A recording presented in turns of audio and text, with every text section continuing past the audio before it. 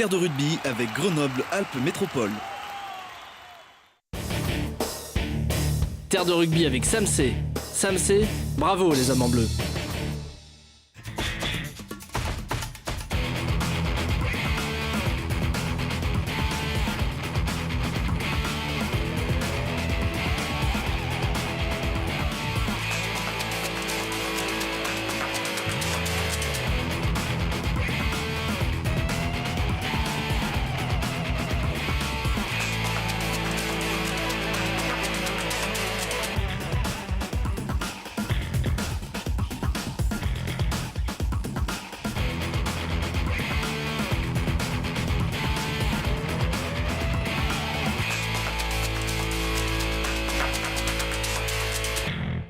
Et bienvenue à tous, bienvenue, ravi de vous retrouver cette semaine encore. Bravo Guillaume, après une nouvelle victoire de votre équipe préférée dont on va encore parler avec le sourire cette semaine forcément.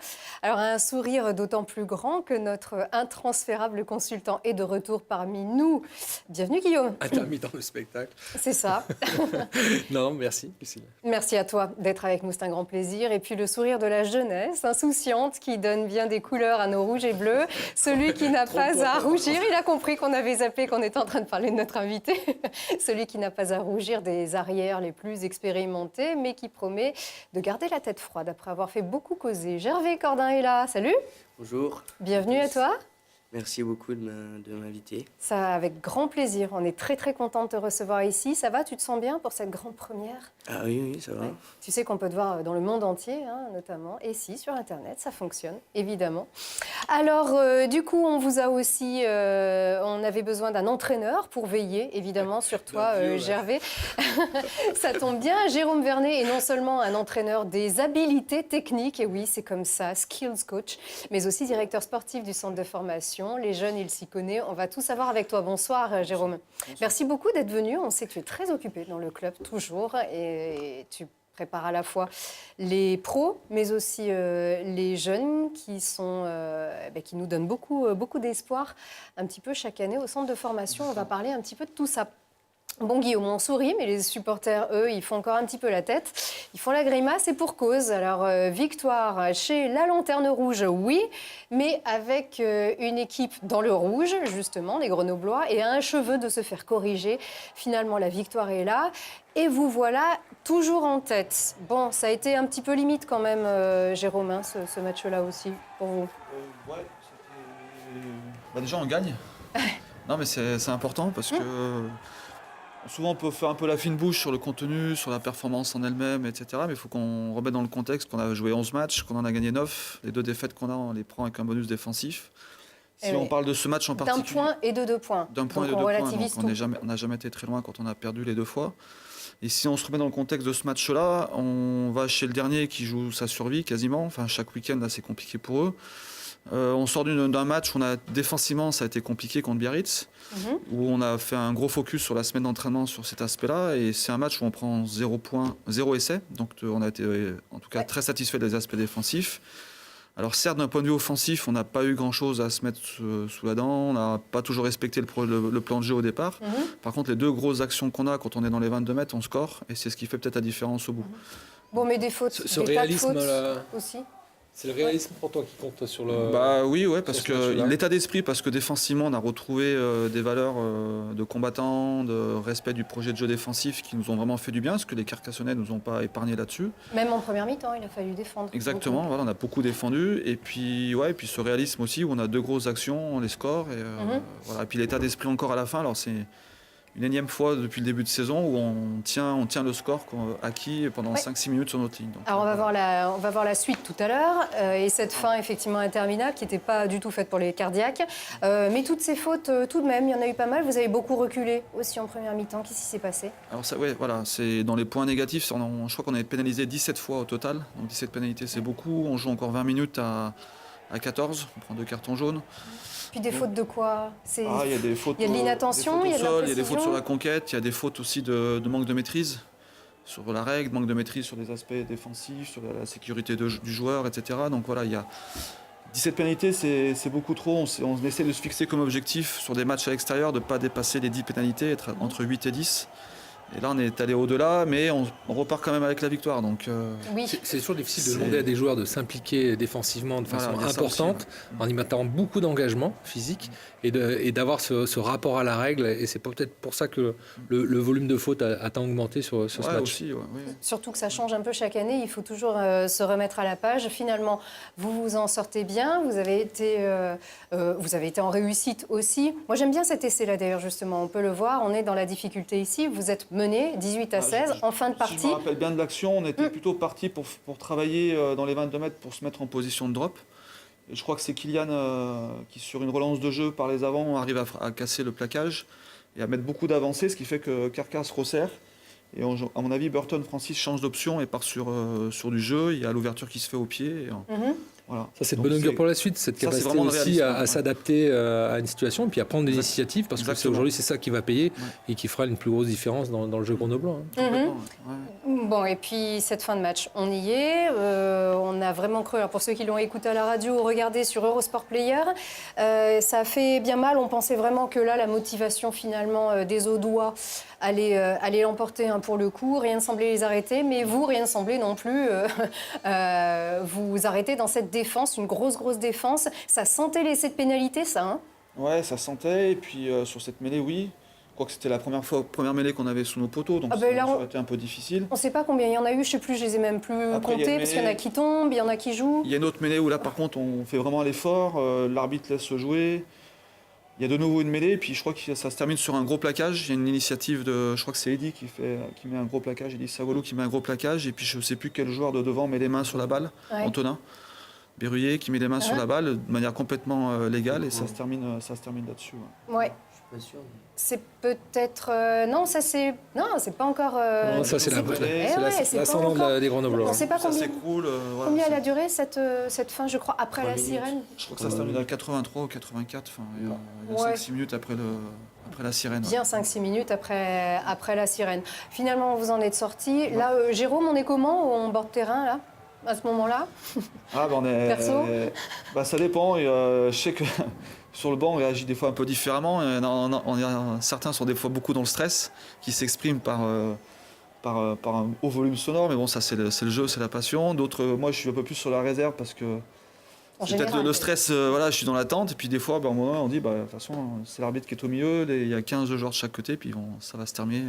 Il faut se canaliser et puis ça va le faire. Donc, pas d'explosion de joie à la fin non plus? Si. Ah, quand même. Non, si, sincèrement. Dans la joie, alors peut-être pas forcément exprimé en direct sur le terrain, mais on est content de gagner. Enfin, les joueurs, on voit quand même, ça réagit, ils sont contents d'avoir pris les 4 points. Est-ce que c'est pas dans des moments comme ça qu'on se forge le meilleur état d'esprit, cette cohésion d'équipe qui est si chère à la performance? C'est exactement ce qu'on a souligné, nous, à la fois le staff, mais aussi les joueurs sur le retour qu'on fait après au vestiaire.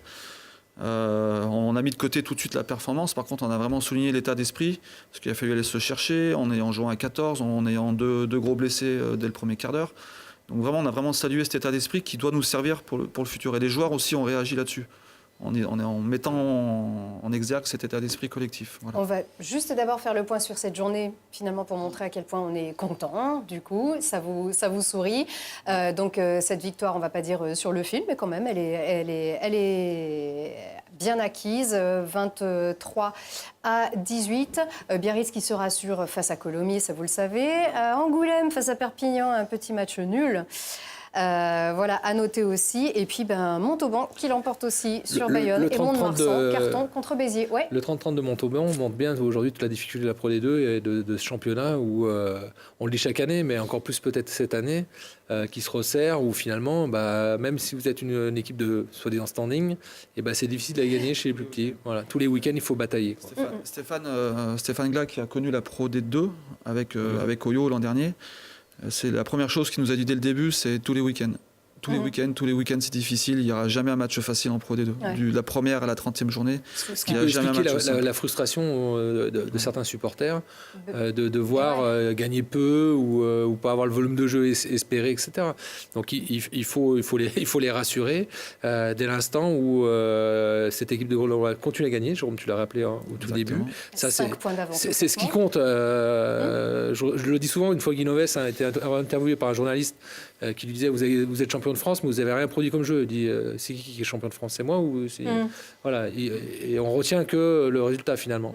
Donc c'est ça, c'est là-dessus qu'il faut jouer. Et puis par rapport à la longueur de ce championnat, et puis peut-être l'objectif d'accrocher un match de barrage ou en vue d'une construction d'un club fort, c'est créer un état d'esprit. Et c'est par des matchs comme ça qu'on y arrivera, quoi. Allez, la grosse tuile quand même, on n'en a pas parlé là pour l'instant, c'est cette blessure. Alors déjà d'une part, on ne le voit pas bien ici, hein, c'est un petit peu discret, c'est sur l'action qui mène à l'essai, c'est Alex Dardet, c'est reparti pour les croisés, cette fois-ci c'est l'autre genou. Exactement. C'est terrible pour ce garçon qui revenait de blessure, justement. Oui, qui est revenu de blessure fin de saison dernière, c'est... Milieu de saison dernière, pardon. Et oui, c'est l'autre genou, le genou gauche. Et a priori, ça se confirme qu'il y aura sûrement une rupture du ligament croisé antérieur. Et une opération à venir peut-être? Une opération sûrement à venir dans les semaines à venir. Et donc ça veut dire une fin de saison. Et il retrouvera le groupe, le rugby, en tout cas le terrain, pour l'été prochain, pour la prochaine préparation d'été. Voilà. Saison terminée, et puis les espoirs aussi pour ce mois-ci terminé pour David Mêlé sur cette action. Alors là, on voit un petit peu on voit la suite de cette action. David a été touché aux vertèbres, donc ça apparaissait pas trop en fait sur l'action. On n'a pas vu ici sur Eurosport. C'est toujours impressionnant de voir sortir un joueur sur civière. C'est plus par sécurité parce qu'il y avait on suspectait qu'il y avait quelque chose au niveau des vertèbres lombaires, c'est là où il se plaignait. Il bougeait les bras, tout ça, il voulait quasiment se relever pour sortir en marchant. C'est le médecin qui a préféré, on l'évacue par civière, on va faire les examens et après on verra. Prudence. Et c'est avéré qu'il a, je crois, 2 ou 3 fractures des apophyses transverses sur 2 ou 3 lombaires. Qu'est-ce que c'est? C'est les petits os qui sont sur le côté de la vertèbre. Sur les côtés, d'accord. Il y a le rond. Ça ressemble à une araignée. Exactement, c'est ça. Jérôme, les cours du FRAP. On se rappelle des cours d'anatomie. Alors on peut déjà demander au premier concerné, David Mêlé, est-ce que tu nous entends? Oui, très très bien. Super, merci beaucoup d'être avec nous. Bonjour, bienvenue. Avec plaisir, bonjour à tout le monde. Et comment ça va? Tu souffres un peu? Ouais, c'est encore un petit peu douloureux et je prends mon mal en patience parce que c'est difficile pour moi de rien faire, donc voilà, c'est un peu usant, je pense, pour ma femme, mais voilà, donc je me remets doucement et j'espère être très vite de retour. Tu as l'air d'avoir plutôt le sourire, c'est déjà un point positif pour l'instant et pour madame également. Merci beaucoup en tout cas d'être ici avec nous sur ce plateau. Une grosse tuile pour toi en tout cas qui t'est tombée dessus puisque cette blessure est peut-être moins grave, pardon de relativiser, que celle d'Alex Dardet qui a donc terminé sa saison. Mais elle tombe au plus mauvais moment. Tu venais de décrocher une sélection avec l'équipe d'Espagne pour un match dans 15 jours à Madrid. Du coup, ça a vraiment été une grosse douleur, une grosse déception pour toi? Oui, bien sûr. De toute façon, une blessure ne tombe jamais bien, mais en plus de la sélection espagnole, c'est vrai qu'il y avait ce match de Perpignan dimanche que j'attendais tout particulièrement. Donc voilà, c'est très frustrant de ne pas pouvoir participer à ce match. Moi qui ai évolué 10 ans à Perpignan. Et en plus de ça, oui, c'est vrai, la sélection espagnole qui est arrivée et qui était d'une certaine manière pour moi de rendre un peu hommage à mon grand-père et à mon père et de pouvoir, pourquoi pas, essayer de qualifier l'équipe pour une Coupe du Monde en 2019. Ça, c'est sûr. Et parce que tu as une double nationalité, en fait, comment ça marche? En fait, j'ai mon grand-père qui n'a jamais eu la nationalité française et il a toujours eu la nationalité espagnole et je m'étais renseigné, mais je pensais que mes quelques sélections à 7 en équipe de France auraient été un frein à ma sélection espagnole. Au final, vu que c'était il y a plus de 10 ans et que c'était considéré comme France Développement, j'ai pu postuler pour la sélection espagnole. Donc, tu ne seras pas du voyage non plus à Madrid en tant qu'accompagnateur? Malheureusement, non. Je n'accompagnerai pas mes futurs coéquipiers des sélections espagnoles pour ce match à Madrid. Et il va me falloir attendre les matchs du tournoi Destination B et pour éventuellement porter le maillot pour la première fois. Bon, et puis Perpignan, c'est peut-être même encore plus décevant. Tu voulais vraiment retourner chez toi avec ton équipe? C'est ça, j'ai joué, comme je disais, j'ai joué 10 ans, j'ai porté 10 ans le maillot de Perpignan, j'ai encore tous mes amis et toute ma famille là-bas, donc voilà, c'était une manière un peu de me rappeler aux bons souvenirs de mes années catalanes et du coup de pouvoir jouer devant toute ma famille et mes amis. Mais bon, tant pis, je vais devoir rester à Grenoble et je ne sais même pas si j'arriverai à regarder le match. Ah oui, même pas le déplacement. Guillaume? Non, c'est une perte pour le club pour une petite période qui est importante parce que David, voilà, alors l'a fait. On va pas parler d'efforts, mais dès le début, il avait annoncé sa volonté de rester aux côtés du club dans cette expérience Pro D2, avec cette volonté de faire remonter le club, de l'accompagner, etc., de pas quitter le navire. Voilà, je pense que c'est un vrai bon mec au sein de cette équipe et sur lequel se construit tout un groupe. Il est souvent en position de leader, il prend souvent la parole. Il sourit tout le temps aussi. Ouais, je crois que c'est important quand on va au travail, parce que ça reste un travail maintenant, même si au départ c'est une passion, d'arriver avec la baraka, ce sourire et puis cette énergie, parce que transmettre aux jeunes générations qui sont là aujourd'hui autour du plateau, ça paraît important. Allez, c'est cadeau pour toi ça, David, ça va? Merci beaucoup. Ouais. Voilà. Ça va. Bon, pas trop, ça va? Tu souffres pas trop? Parce que c'est vrai que ça doit être quand même assez douloureux, cette petite fracture. Enfin, ce sont des petits os, mais ça doit être sacrément douloureux quand ça survient en plein match. Ouais, c'est douloureux. Alors, j'ai de la chance parce que j'arrive à dormir très très bien, mais c'est vrai que les gestes du quotidien, ne serait-ce que porter mes enfants, même pour le moment, je peux pas les aider à ramasser quelque chose ou à jouer avec eux, je peux pas encore pour le moment. Donc c'est vrai que c'est un peu frustrant pour le moment, mais ça va vite s'améliorer et j'espère pouvoir reprendre une vie à peu près normale très rapidement. Bientôt pour aller faire du ski, là déjà arrive. Oui, le ski, ouais. Non, très bien, ça aurait pu être plus grave aussi, donc finalement on préfère voir le côté positif de tout ça. Exactement. Allez, on te remercie beaucoup d'avoir été avec nous. Bon courage, on te retrouve très vite de toute façon. Oui, très très vite. Allez. Merci beaucoup. Bonne Merci journée à tous. David, Merci. à bientôt. Au revoir. Du coup, comme on le disait, vraiment ce collectif, ce sont des anciens qui vous prennent un petit peu sous leur aile, qui sont très présents, qui vous transmettent aussi un état d'esprit toujours très positif. C'est un petit peu ça qui représente, David? Ouais, David, ouais, c'est comme tous les anciens du club, c'est des pères un peu pour nous tous les jeunes. On s'inspire vachement d'eux, on écoute leurs conseils. C'est vraiment puis même des mecs sur qui on peut compter dès qu'on a des questions, dès qu'on a besoin de conseils et tout. Ils sont toujours là pour nous répondre et puis voilà, ça les dérange pas. Il y a une vraie évolution là-dessus. C'est vrai que nous, on a connu une génération où c'était pas facile. Les anciens ne lâchaient pas facilement la place. Ils gardaient un peu leur secret pour eux. C'est difficile en même temps. Ouais, mais la construction du rugby pro a amené de nouveaux comportements. Cette volonté d'accompagner les jeunes, de conseiller, de s'inspirer, etc. Ça paraît important. Et si la réussite du club aujourd'hui, elle tient aussi à de nombreux jeunes qui montent dans ce groupe, c'est parce qu'ils sont bien encadrés. Voilà. Donc il faut souligner le travail qui est fait par M. Ménet et puis Arnaud Egui, voilà, des gens qui sont restés au club, encore une fois, et qui ont cette volonté d'accompagner, de faire développer cette nouvelle génération. Absolument.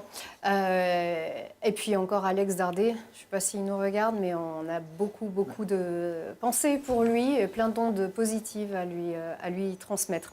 C'est vrai que c'est très compliqué. Un mot pour finir justement, parce qu'on avait David Mêlé au téléphone. Donc sur le jeu, toi, Guillaume, tu es quand même plutôt positif, à savoir ce FCG à 5 points d'avance au classement, soit une victoire bonifiée, avec des matchs qui ne sont absolument pas aboutis, avec une équipe qui n'a pas encore montré tout son potentiel dans la durée, on va dire sur 80 minutes. Qui ne le montre pas tout de suite quand même le potentiel, parce que sinon il leur faut une marge de progression encore. La saison va être longue, et puis encore une fois, par rapport à des phases finales, etc. On le voit aujourd'hui, les équipes même de top 14, qui évoluent régulièrement à très haut niveau, qui jouent les phases finales, ce sont des groupes qui sont stabilisés.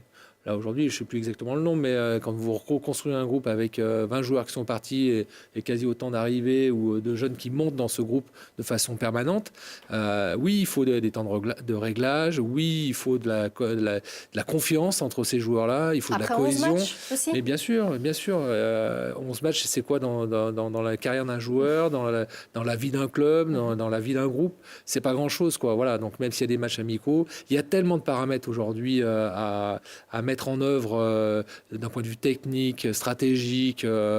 La confiance se gagne pas comme ça, quoi. Elle vient avec les résultats, elle vient avec la confiance que est capable de donner le staff à ses joueurs, et puis à des phénomènes de réussite aussi, voilà. On a encore un bel exemple là-dessus. S'il n'avait pas eu ce temps de jeu, ces prises d'initiative qui ont renforcé sa confiance en soi, eh ben, on n'aurait pas ce niveau de jeu. Voilà, donc là, il faut que les rouages, il faut que ça fonctionne bien. On est sur un championnat de Pro D2 où les équipes passent plus de temps à freiner le jeu, à pourrir les ballons, plutôt qu'à être sur une ambition de jeu, de volume de jeu, etc. Enfin, Jérôme, tu me dis si je me C'est trompe. exactement ça. Puis on a pris le parti aussi, vu la qualité de l'ensemble du groupe, on fait beaucoup de rotation aussi. Hein. Je ne comprends pas d'autres équipes, mais ce week-end, par exemple, sur la ligne de 3/4, on a Burton Francis qui n'a pas joué depuis 2 mois. On jouait Clément Gelin qui joue certes beaucoup, mais jouait son premier match 3/4 centre.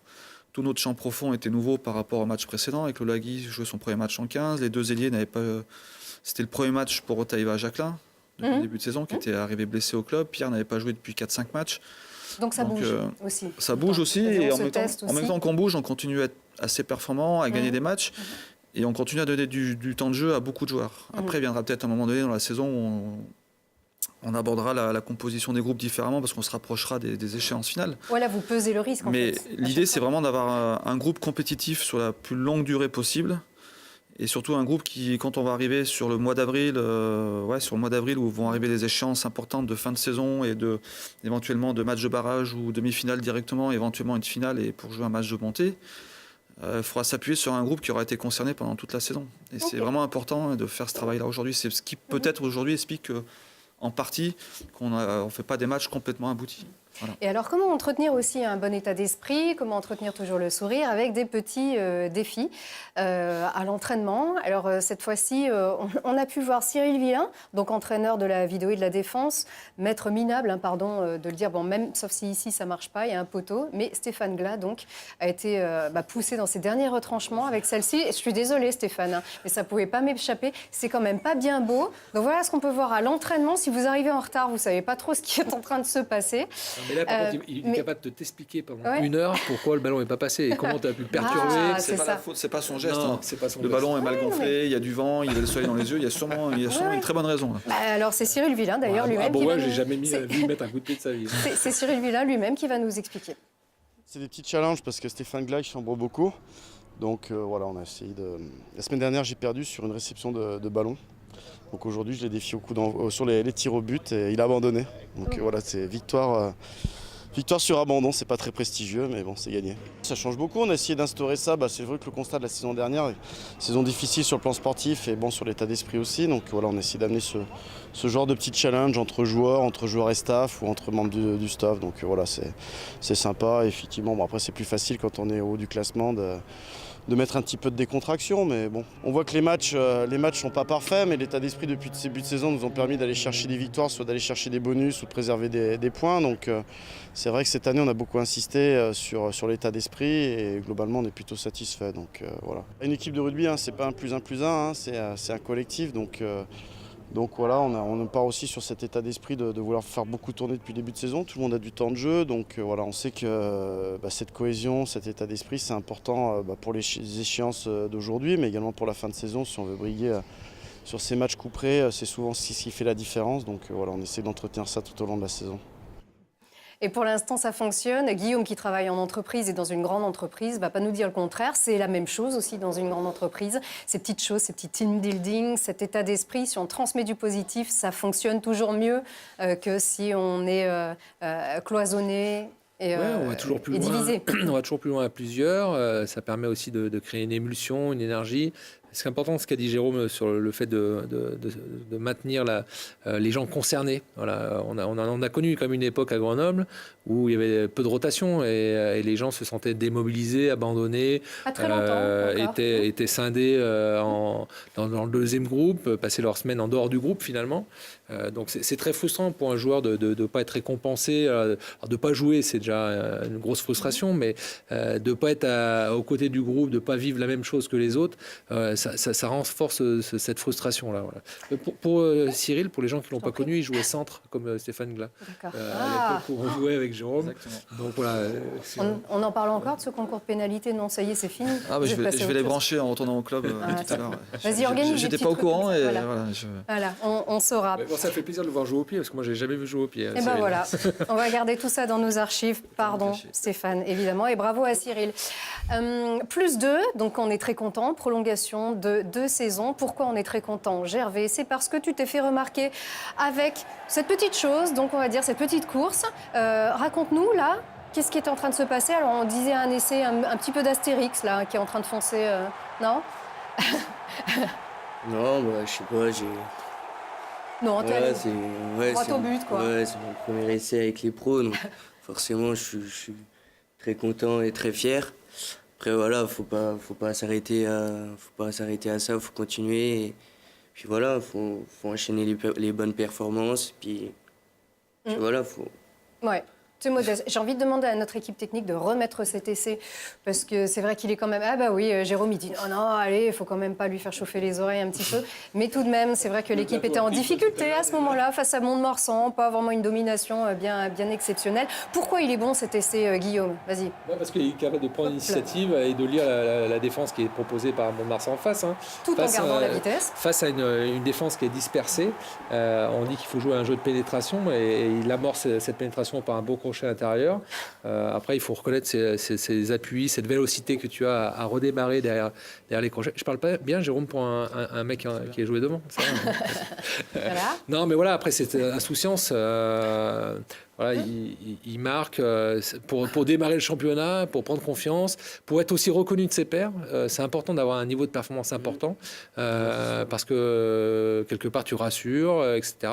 Donc le chemin est encore long. Je connais bien Jérôme, donc il saura bien te dire les mots qu'il faut pour pas t'enflammer, parce que voilà, c'est notamment les médias te feront vite monter comme vite redescendre. Donc, comment dire, le fait de rester humble, de repasser par des phases de travail pour peaufiner ton jeu, de toute façon, va être un élément incontournable. La chance que tu as, c'est que tu as un encadrement qui est formidable aujourd'hui à tes côtés. Le niveau de Pro D2 te permet aujourd'hui d'exister dans un jeu et de prendre des initiatives de façon un peu plus facile qu'en Top 14, où certains entraîneurs manquent de cojones pour mettre ces jeunes joueurs sur la feuille de match. Donc voilà, là, je pense que tu as vraiment une ligne devant toi. Le travail, l'humilité, ça fait pour beaucoup. Et voilà, un nouveau papa pour toi, du coup. C'est vrai que personne ne te connaissait avant cet essai. Après cet essai, tout le monde te connaissait, non seulement à Grenoble, mais aussi un petit peu partout en France, dans le Top 14. Comment toi, tu l'as vécu, cette situation-là? Qu'est-ce qui s'est passé, en fait? Tu as été sollicité? Ouais, un petit peu, ouais, forcément. J'ai été sollicité par pas mal de monde, mais après, je suis vite passé à autre chose, parce que je me suis dit, ça sert à rien de se brouiller la tête avec tout ça. Et puis, au final, c'est qu'un essai. C'est pas... Voilà, Guillaume, il a raison. Enfin, la route est encore longue. Et puis, ouais, il a encore une fois raison quand il dit que quand on est jeune, on essaye de rassurer nos pairs. Et puis montrer que le staff, que les anciens, que nos coéquipiers peuvent avoir confiance en nous. Puis je pense que c'est ce qu'on essaye de faire et qu'on fait plutôt bien depuis le début de la saison avec tous les jeunes, Bastien, Antonin, Kylian, Étienne, Jérém, Loïc et tout. Donc ouais, on est content de ça, on a du temps de jeu.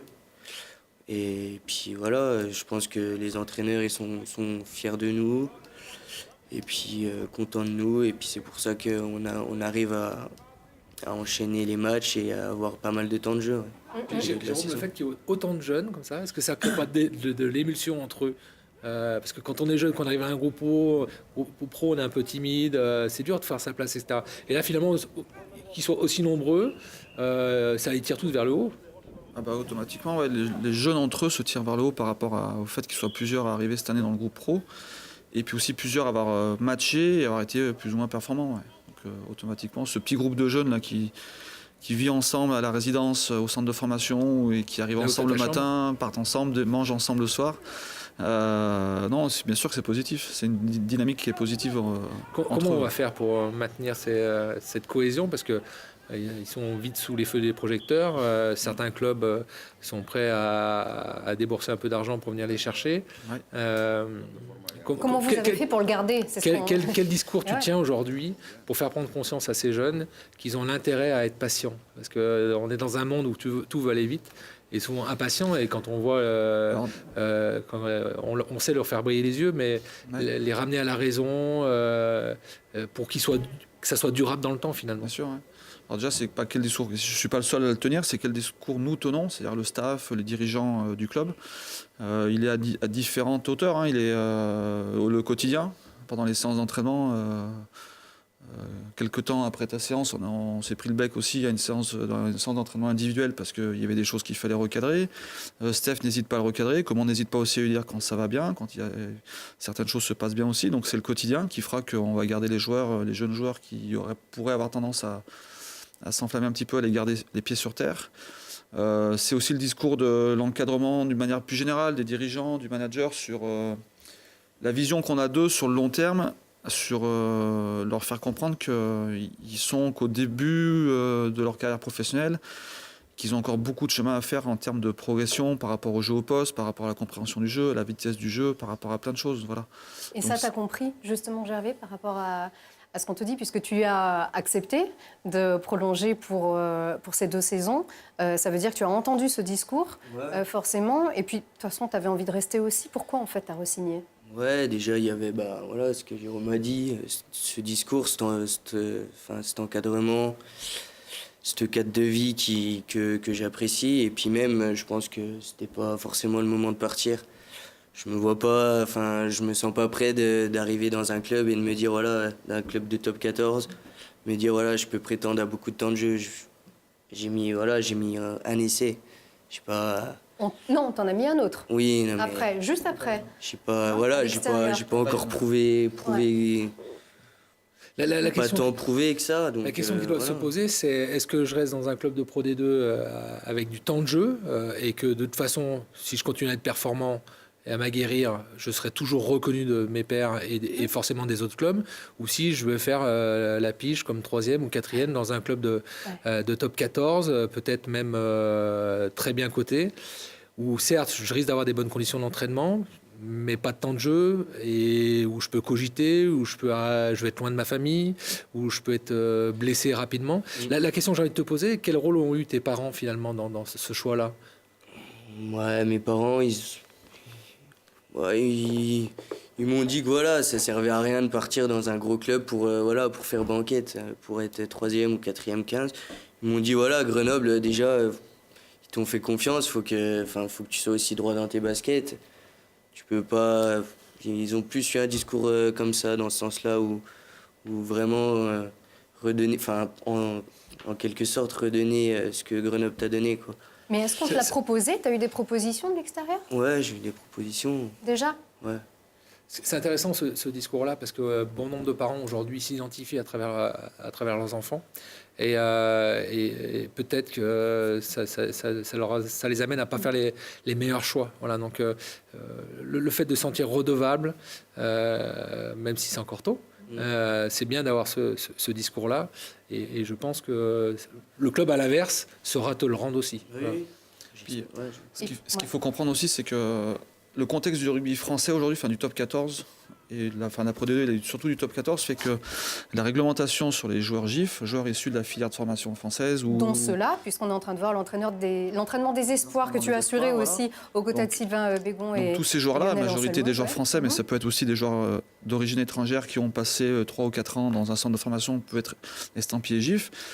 La réglementation va se durcir de plus en plus dans les saisons à venir. Donc aujourd'hui, C'est-à-dire les feuilles de match, le nombre de joueurs gifs sur feuilles de match va être de plus en plus important. Donc ça veut dire pour faire simple, le nombre de joueurs étrangers va réduire, va être de moins en moins il y a des clubs automatiquement aujourd'hui qui sont à la chasse de joueurs gifs via des agents, en passant directement en direct avec le joueur ou la famille. Donc nous on se retrouve dans ce contexte-là et en plus on a une belle génération de jeunes joueurs, j'espère qu'il y en aura encore d'autres qui vont arriver derrière, qui éclatent un peu aux yeux du grand public aujourd'hui parce qu'ils ont eu du temps de jeu, ils sont méritants, ils ont été performants et donc automatiquement ces joueurs sont confrontés à des contacts de l'extérieur. C'est complètement normal ce qui leur arrive. Nous notre rôle il y a deux choses, c'est de leur expliquer que leur formation demande encore du temps, qu'on est capable de leur proposer ce temps, c'est-à-dire du temps de jeu, du temps d'entraînement, de la qualité à l'entraînement et de se confronter à de la compétition. Et puis, on essaye aussi de tenir un discours, c'est que je ne sais pas où on sera à la fin de saison, j'espère de tout cœur qu'on sera en piste pour effectuer une remontée en top 14. Alors, même si ce n'est pas le cas, on essaie de tenir aussi un discours, de dire que... Il y a un beau projet, quoi. Il y a un beau projet, quoi. Voilà. Pourquoi les jeunes aujourd'hui, certes, vous êtes appelés par tout le monde et... Tout le monde vous voudrait vous récupérer, mais il y a aussi un projet à Grenoble qui ne s'inscrit pas que sur un an, qui s'inscrit aussi sur le long terme.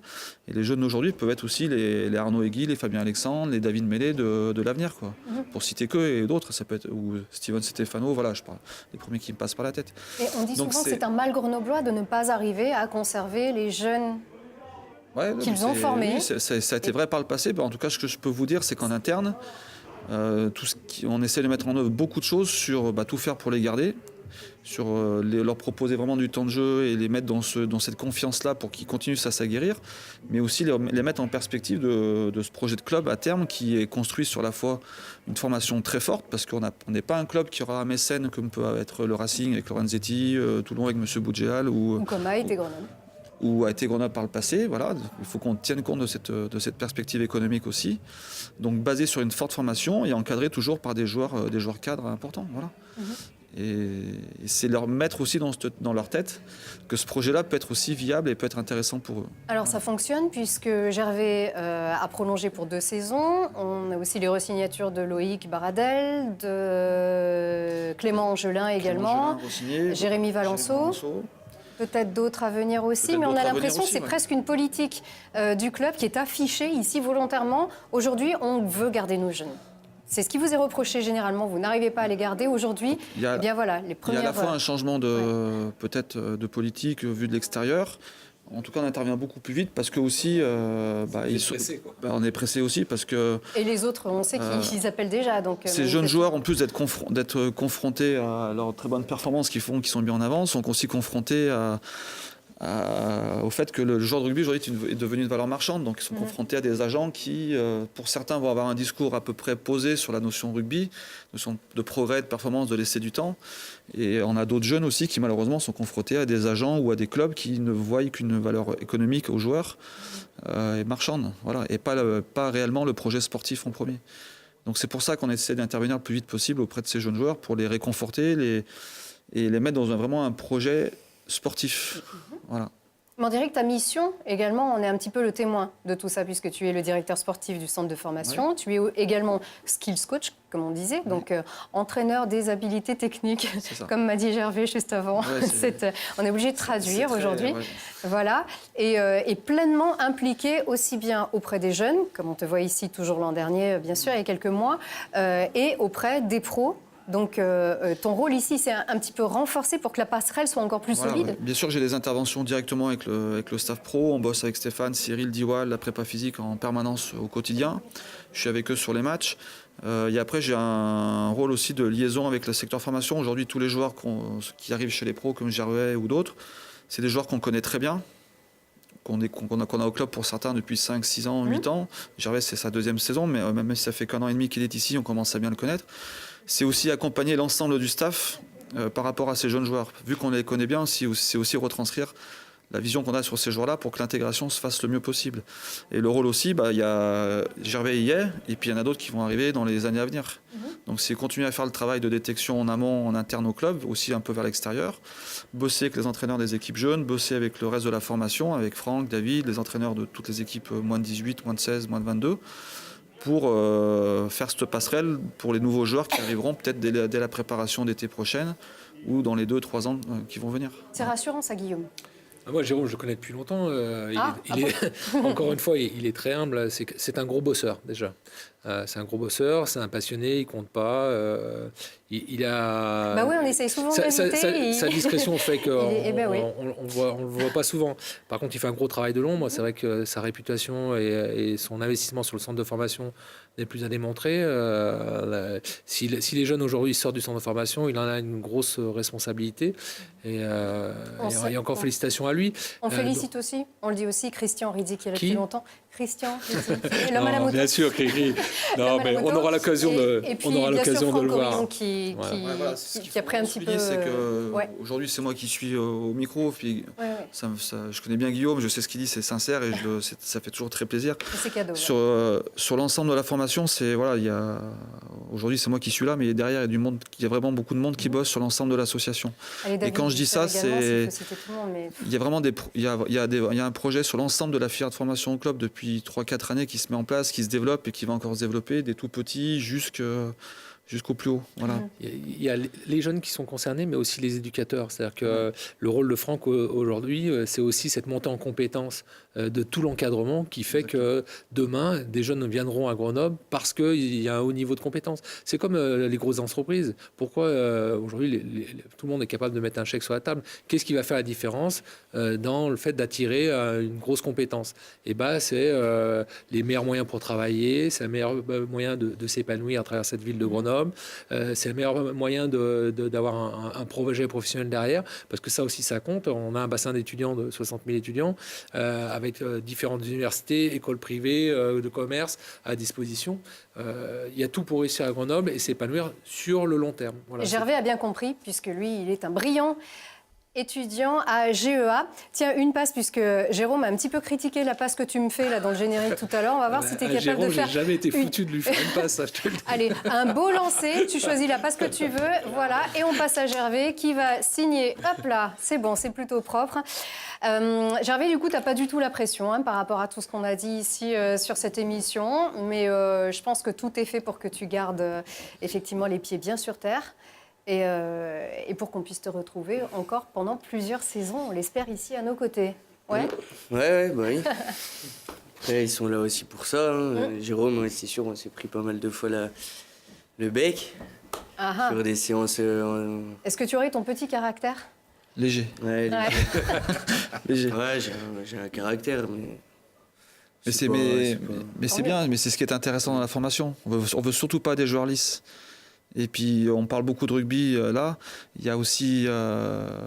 Gervais Cornin est arrivé, il n'a pas encore 18 ans. Il partira, j'espère, le plus tard possible et le plus âgé possible de ce club-là. S'il peut partir à 35 ans, ça veut dire qu'on l'aura vu pendant toute sa carrière ici. Ça sera très bien. Mais il y a aussi un homme. Et puis, quand on récupère des joueurs entre 17 et 23 ans sur le centre de formation, certes, il y a l'évolution de rugby, mais il y a aussi la personne qui grandit. Voilà. Et c'est d'autant plus important. Allez, on va devoir grandir. Merci beaucoup, Gervais, d'avoir été ici. Belle carrière et belle saison à toi. Jérôme, j'espère à très bientôt ici sur ce plateau. Merci beaucoup d'être venu. Guillaume, à la semaine prochaine. Et puis celle d'après, on l'espère bien sûr. En tout cas, merci encore d'avoir été à nos côtés. Je ne me lasse pas de t'envoyer le ballon. Hop, voilà, ça marche. Et vous, merci encore. Et puis, bien sûr, rendez-vous mercredi prochain ici dans Terre de Rugby pour vous parler, bien sûr, de ce match de Perpignan qui joue un dimanche. Effectivement, c'est la coutume. Merci à vous. À la semaine prochaine. Au revoir.